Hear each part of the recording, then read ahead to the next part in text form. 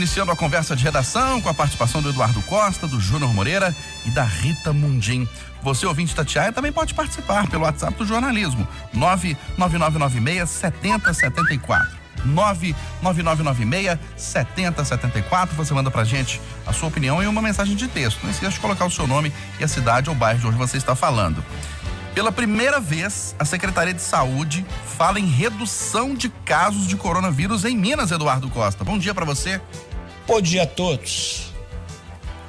O secretário Carlos Eduardo Amaral está falando com base na experiência de outros lugares, de outros estados, de outros países que tiveram focos, que tiveram ondas da doença.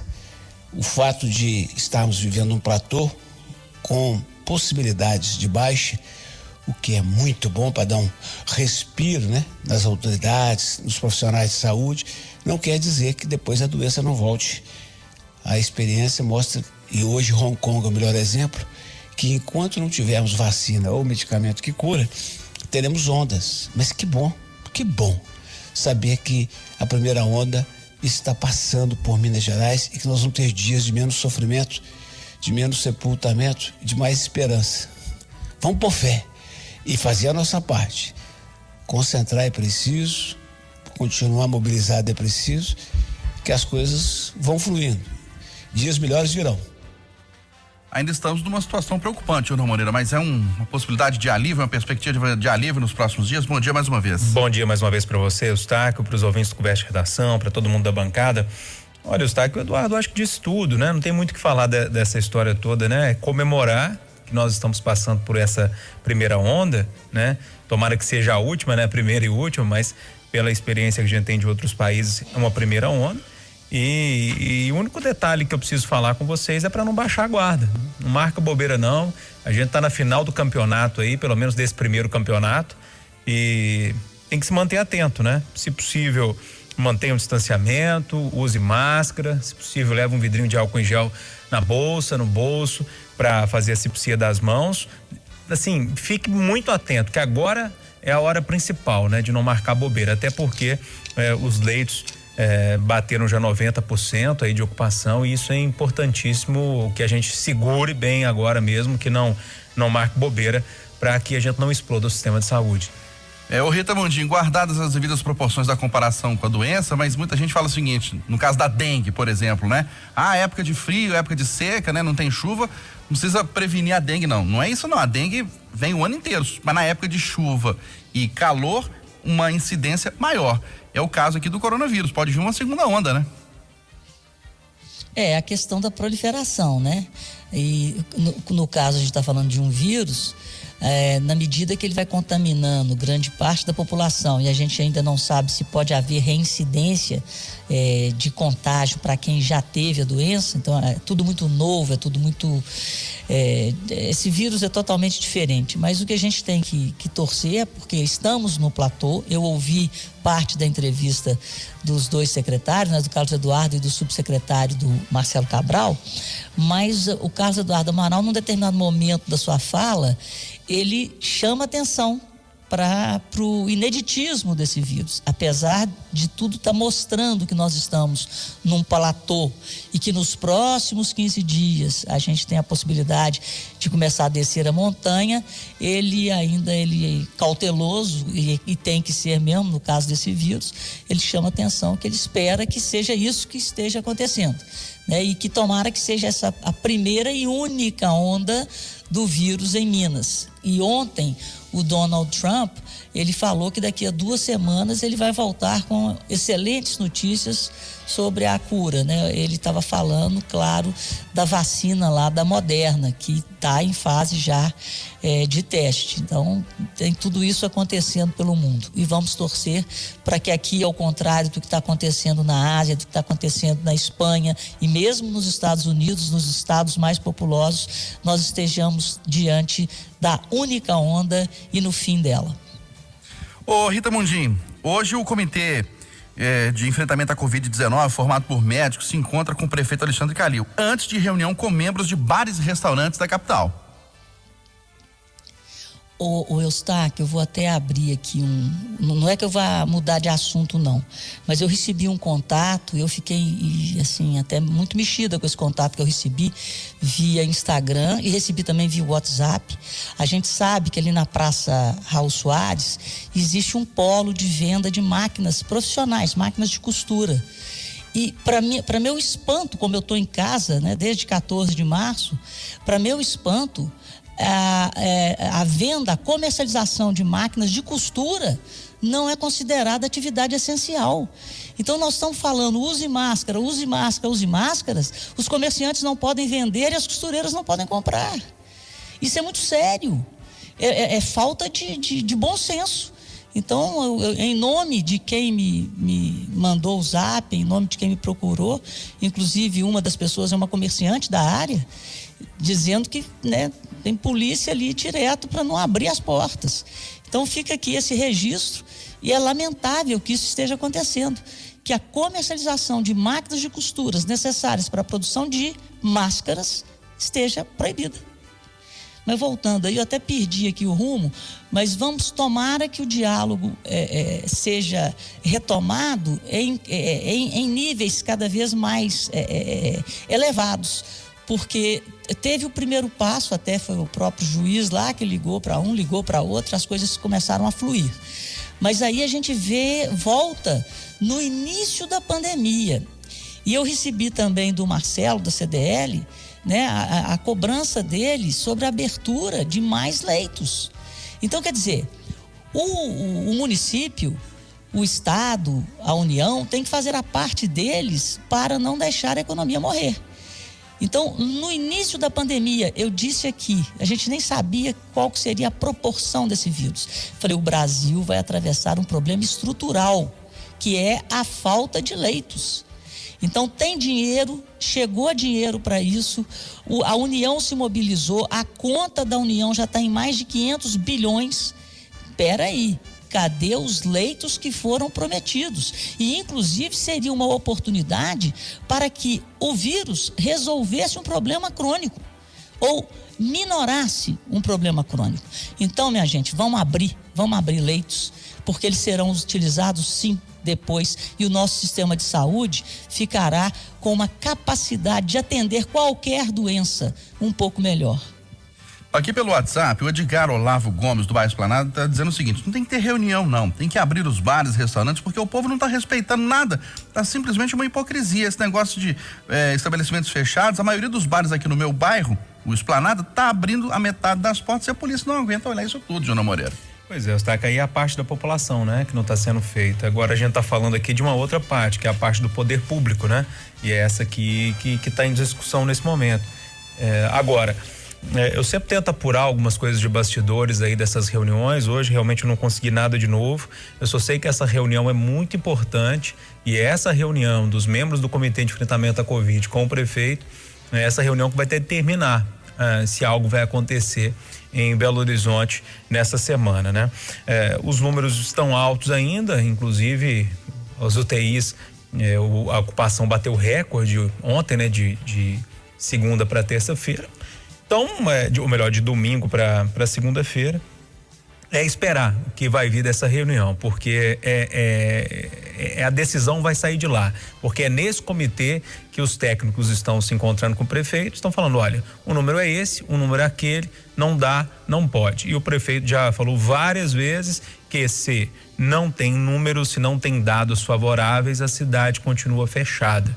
Então, eu acho, pelos números que estão colocados até agora, e a gente tem acesso a apenas um que a gente não tem, que é aquele número de transmissão, que eles chamam de RT, né? A ocupação nós temos o acesso via boletim diário.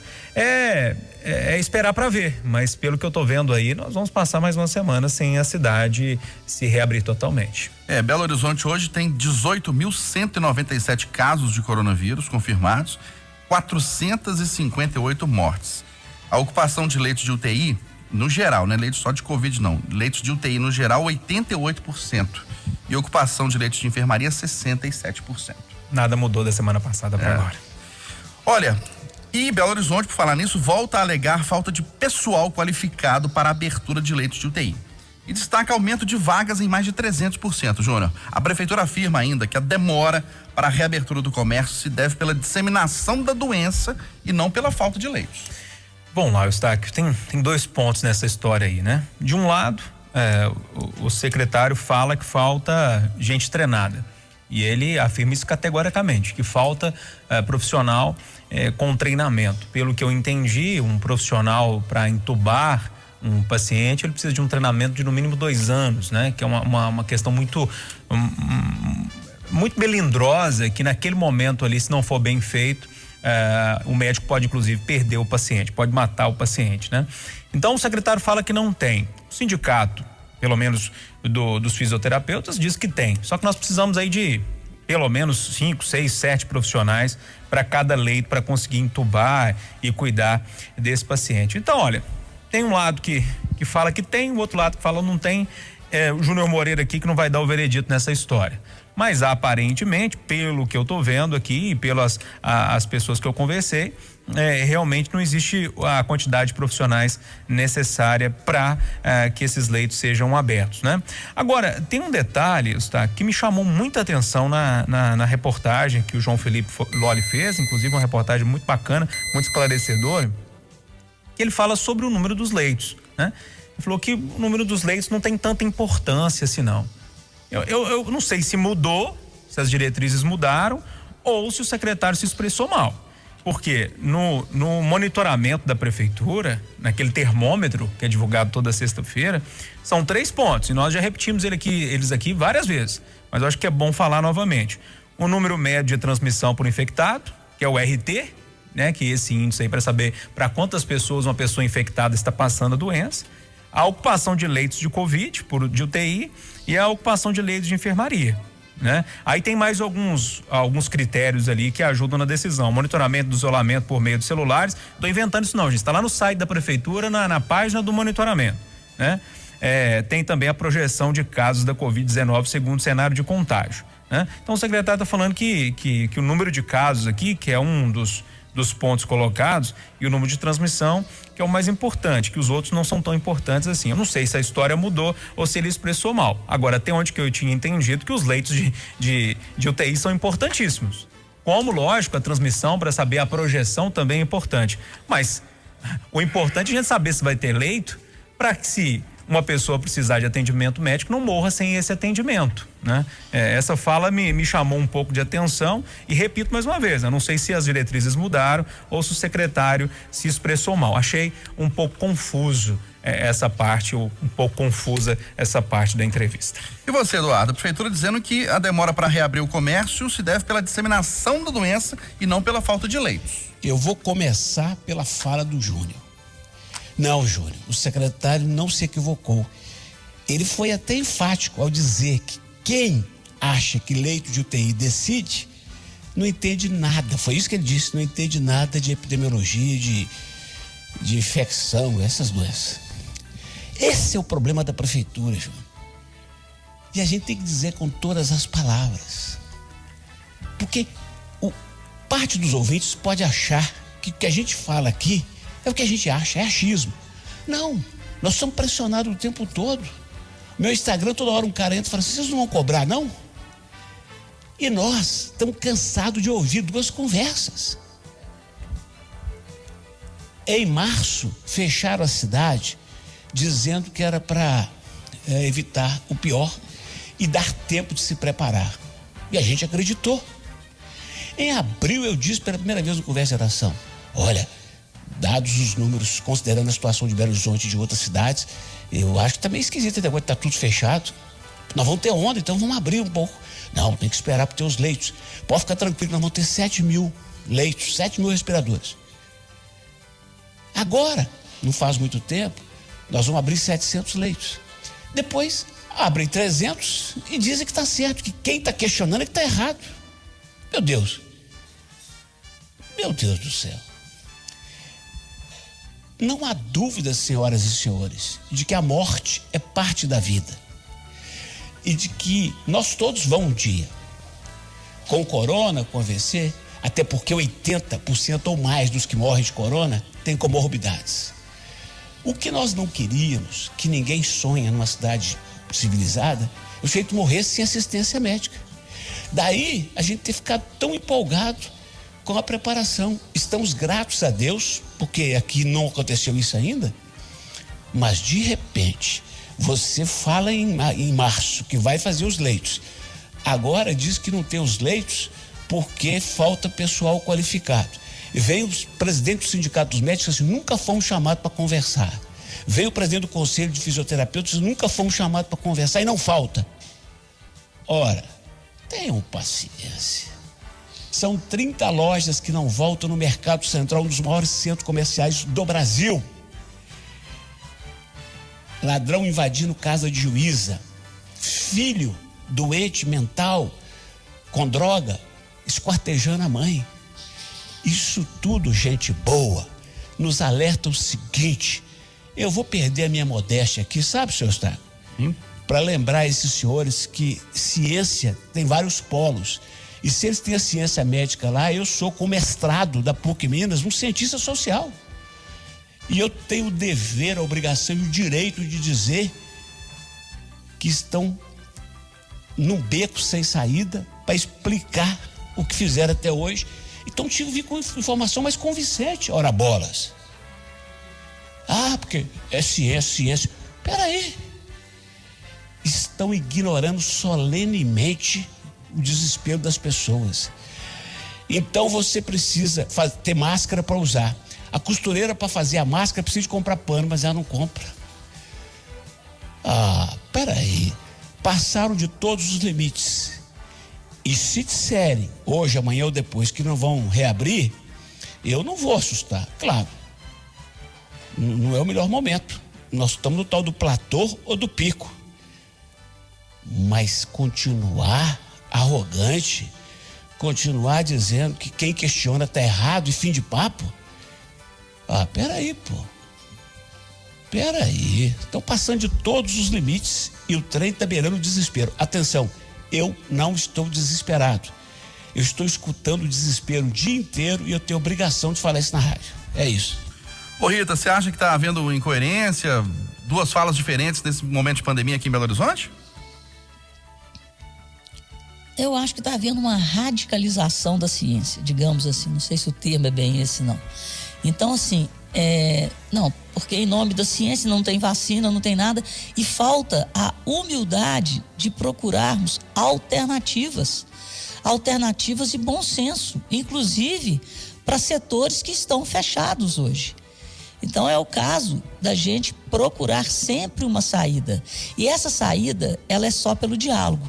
Como não está tendo diálogo, cria-se uma animosidade muito grande. E isso não pode prevalecer. O que tem que prevalecer é o entendimento. É porque é o diálogo que leva ao conhecimento e o conhecimento que leva a saídas construídas a 4, 6, 8, 10, sei lá quantas mãos, pelo bem de quem está envolvido com o problema. E nessa altura do campeonato, nós estamos falando de uma metrópole. Então é preciso sensibilidade. E sim, as autoridades têm que ter a humildade de serem cobradas naquilo que prometeram. Lá no início da pandemia, cadê os leitos? Se os leitos tivessem sido montados, como o próprio Júnior falou, eles fazem parte, né, das estatísticas que permitem a abertura. Então nós não podemos simplesmente, em nome da ciência, não pode abrir e ponto. Mas a gente tem que lembrar que a ciência, ela existe e ela evolui para salvar vidas. Só que as vidas também são destruídas pela ausência da renda, da dignidade do emprego. Então é necessário ter uma medida de um ponto de equilíbrio entre vamos abrir com o menor risco possível, mas vamos abrir. É por aí. E protocolos de acordo com cada setor. E cadê a testagem? Deveríamos estar sendo testados. Então está tudo errado. A falta de diálogo, a falta de testagem, a falta de boa vontade em procurar caminhos diferentes, a falta da decisão política de construir ou de ter os leitos prometidos lá atrás. Então é um monte de coisas, mas a gente sempre tem a oportunidade de fazer de novo e de fazer melhor. Então vamos dialogar. Esse lance, né, o Eduardo falou aí das costureiras do pano, não tinha pensado nem no pano, elas não estão conseguindo comprar nem a máquina. E também não estão conseguindo comprar o pano. E vamos usar máscara. Isso é a falta total de bom senso. Com você aí. Sim, Eduardo. Eustáquio, a Rita falou na testagem. Ô Júnior, nós ouvimos nos programas especiais de domingos que fizemos, trocentas vezes que Belo Horizonte vai testar mais do que a Coreia, certo? Algumas vezes, sim. Você tem notícia de quantos testes foram feitos? Não tem esse número, Eduardo. Outra coisa, disseram que iriam começar essa testagem pelas regiões mais vulneráveis. Alguns dos senhores aí têm notícia de Morro do Papagaio, do aglomerado da Serra, do aglomerado da Ventosa, sendo testado? Não, também essa informação também não. E o pessoal de risco, né, Eduardo? Transportar os motoristas de caminhão, motorista de ônibus. Alguém tem notícia de quantos garis foram testados nessa cidade? Quantos caixas de supermercados? Quantos profissionais de saúde que são os caras que estão na linha de frente? Pô. Não, vocês estão enganados, vocês estão falando bobagem na rádio. Tem sim, então mostra os números, gente, fala. Porque, Júnior, eu tô de quarentena, mas eu tô conversando, tem gente me ligando. Ô Júnior, eu tô enganado, Júnior? Você tá ouvindo desespero pra tudo quanto é lado? Sim, Eduardo, o desespero tá gigante. Você também, Eustáquio? Sim. Então, alguma coisa tem que ser feita, gente, porque nós temos que respeitar o prefeito, nós temos que respeitar o comitê que ele criou. Só que eles são 4 pessoas e tem 2 milhões de pessoas assim, perplexas. Aqui pelo WhatsApp, a Carla do bairro Boa Vista está muito incomodada. Ela falou o seguinte, que o comércio finge que fecha, a prefeitura finge que fiscaliza, o povo finge que fica em casa e a Covid finge que não mata. Puxa vida, eu tô falando demais, mas eu preciso falar isso também, que é o segundo ouvinte que fala disso. Outra coisa, hein? É a maior mentira que tá fechado. E a culpa é das pessoas, em tese, né? Tudo que você prende mais sai pelos dedos. O que eu não entendi até hoje é o seguinte, a cidade está fechada, mas o trânsito está cada dia pior. Para onde que as pessoas estão indo? Olha, o anúncio da saída do MDB e do DEM esvazia o poder político do centrão no Congresso. Enquanto isso, os Estados Unidos pedem para a família Bolsonaro ficar longe da campanha eleitoral de Donald Trump, Júnior Moreira. Eustáquio, essa questão do centrão lá na Câmara Federal, né? É eleição, né? Mais uma vez, não só as eleições de novembro, mas as eleições também para a presidência da Câmara, né? Ali o Arthur Lira, que é o líder do Centrão, ele confirmou a candidatura para assumir o lugar do Rodrigo Maia.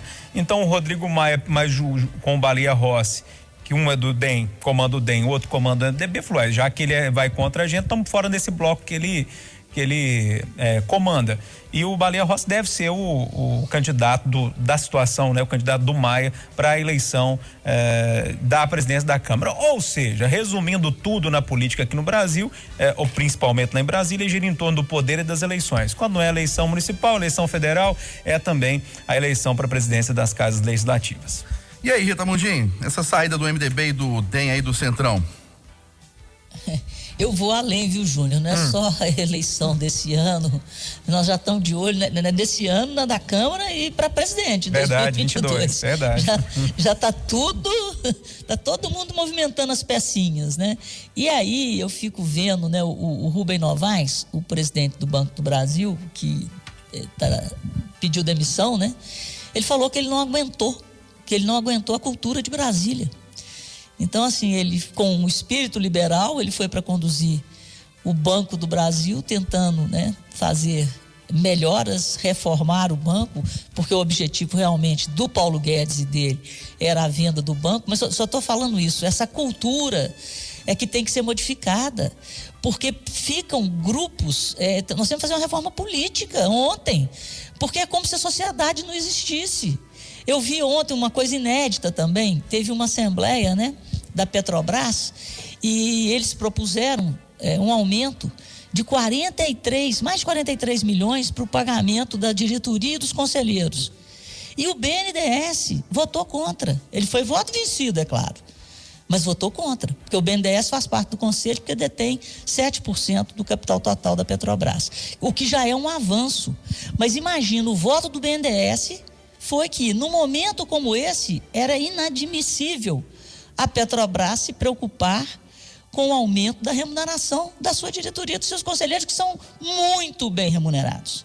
Mas eu estou dizendo tudo isso porque a gente já está vendo uma certa mudança, algumas luzes nessa mudança de cultura. Nós temos que entender que o Estado somos nós. Os políticos são nossos funcionários e nós temos que cobrar decência e dignidade, no mínimo. Mas, Taco, só você perguntou das eleições dos Estados Unidos lá e eu acabei não falando, uma frasinha só para deixar o Eduardo falar. O Trump está tentando descolar de quem nega a pandemia, né? Ele mudou, já começou a usar máscara, enfim, tudo por causa também das eleições, porque as pesquisas estão mostrando que a situação para ele não está muito fácil, não. E o Centrão, Eduardo Costa? Esse MDB nós conhecemos há 70 anos. O DEM, até outro dia era PFL, Partido da Frente Liberal, e antes foi PDS. Bando de urubus comendo a carniça de Brasília. E infelizmente a gente não estuda o bastante, não cresce o bastante para tirar esses caras de lá. Só Jesus, senhor Estado. O problema é que o Eduardo falou que tem quantos anos aí o MDB, Eduardo? 70, né? É porque eu chutei aqui. Mas não, eu sei que foi o chute, porque eu achava que o Zé Sarney tinha pelo menos. Não, mas ele é do tempo das companhias hereditárias, ele é ator. 9 horas em ponto em Belo Horizonte, final da conversa de redação, final do Jornal da Itatiaia, primeira edição desta terça-feira. Apresentação Aline Neves e Eustáquio Ramos. Vem aí, você, Antão. Ótimo dia a todos.